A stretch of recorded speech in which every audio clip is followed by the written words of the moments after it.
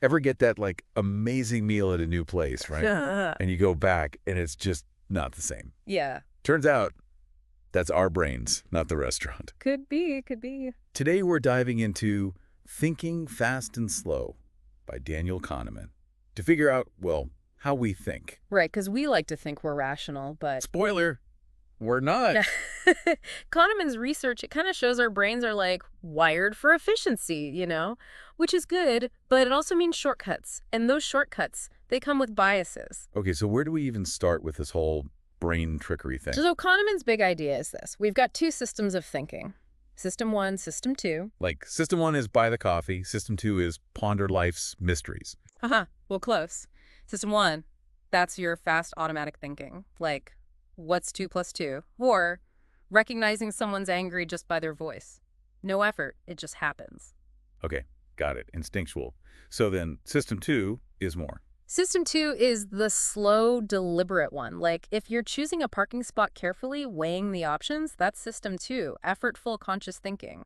So I'm guessing we're not always using the best system for the job. Exactly. And recognizing which one's in play, that's key to understanding our decisions. And more importantly, why we make mistakes. Predictable mistakes. Like assuming that one great meal means the restaurant's always amazing. Exactly. That's what Kahneman calls the law of small numbers. Yes. We see a pattern, even a small one, and our brain's like, yep, that's the rule now. So I'm making life choices on statistically shaky ground. It happens more than we think.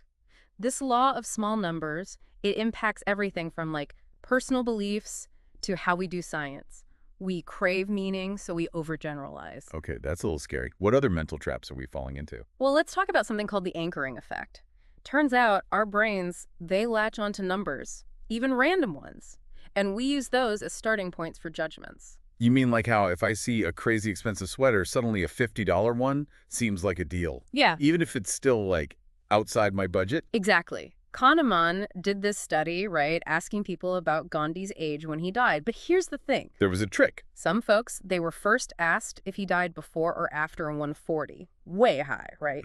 Others, they got a much lower number, like 9. The first group, they guessed way higher ages overall, even though that 140 number was totally arbitrary.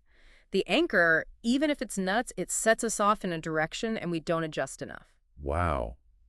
That's kind of wild to think about how easily we're swayed. And this isn't just prices, right? Where else does this anchoring pop up? Oh, anchoring's everywhere. Think about, like, salary negotiations. That first number, huge. Doesn't matter if it makes sense. It kind of sets the stage. So whoever throws out the first number, they've got the advantage. Yikes. Note to self on that one. Right. Makes you think. But speaking of being swayed, let's talk about how our memories play tricks on us. Ever notice how one vivid event, it's like it warps your whole perception? Oh, totally. Like I got food poisoning once, years ago, and now I can't even think about that place without feeling kind of sick. Even though rationally it could happen anywhere. There you go. Availability bias.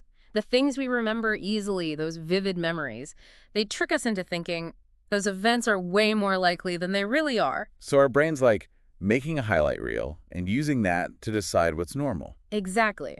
And that impacts how we see risk, like people scared to fly after a crash, even though driving's statistically way more dangerous. It's kind of wild how our emotions color things, even when the data says something else. Right. And this leads us to another shortcut, the representativeness heuristic.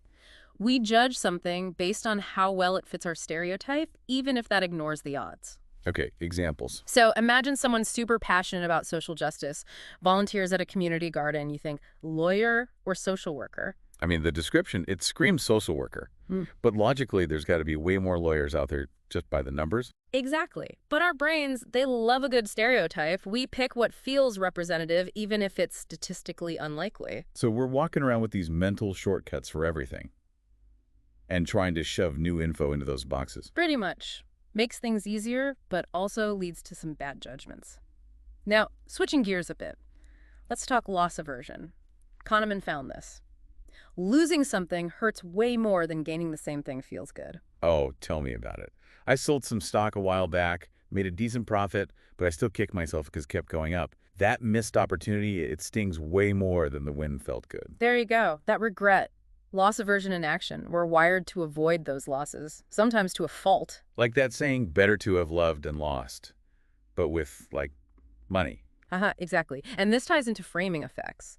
how we present information, it totally changes how we choose, even if the options are the same deep down. You mean like how seeing 50% off is way more exciting than just the sale price, even if it's the same amount saved? Guilty as charged? It's kind of crazy how much power like wording has over us. Like our brains just want the easiest option, huh? Yeah, Kahneman's research really shows that we're all about efficiency, even if it means, sacrificing a little accuracy sometimes. But he doesn't just leave us with that. He's got this whole other concept, the experiencing self versus the remembering self. Like two selves, now we're getting existential. Haha. No, not quite. Think of it this way. The experiencing self, that's you in the moment, right? Feeling everything as it happens. But the remembering self, that's the one who looks back on it all later and creates the, story in your head. And those two, not always on the same page. So it's like when you eat something spicy, right? Uh-huh. In the moment, you're dying. Yeah. But then later you're like, man, that was good. Exactly. Mm. Or think about like a tough workout. The remembering self focuses on that feeling of accomplishment, maybe downplays the soreness. So our memory is like a highlight reel, Yeah. editing out the bad parts. Pretty much. And that changes how we make choices. We plan vacations thinking about the amazing parts, not the long lines or whatever. This is messing with my whole idea of happiness. Yeah. So are we doomed to just misremember everything? Not necessarily. Knowing this helps us choose better. We can aim for things that bring joy in the moment, A&D make for good memories later. So maybe that workout is worth it, even if I'm sore later. There you go. It's about knowing what matters most in the long run. Now, before we wrap up this deep dive, Yeah. important point. Just because we know about these biases doesn't mean we're immune.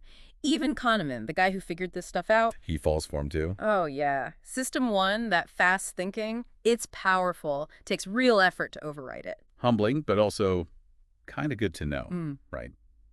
So where does this leave us now that we're hip to our own brain's tricks? The big thing is awareness. We can spot these biases now, in ourselves and others, question our assumptions, look for different perspectives. So not about getting rid of biases, but getting smarter about them. Exactly. It's like learning a new language. It takes time, but it opens up a whole new way of seeing things. And hopefully making better choices.